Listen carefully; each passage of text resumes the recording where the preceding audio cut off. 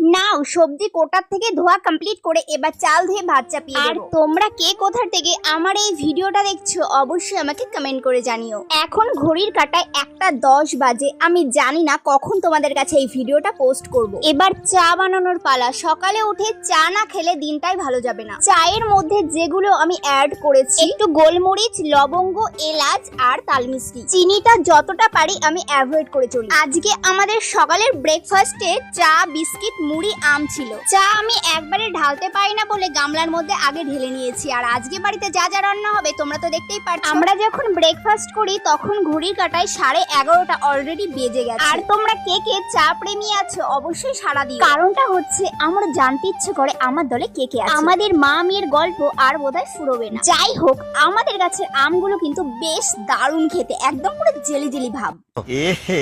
रहा नहीं जाता, तड़प ही ऐसी है ना। সো যাই হোক,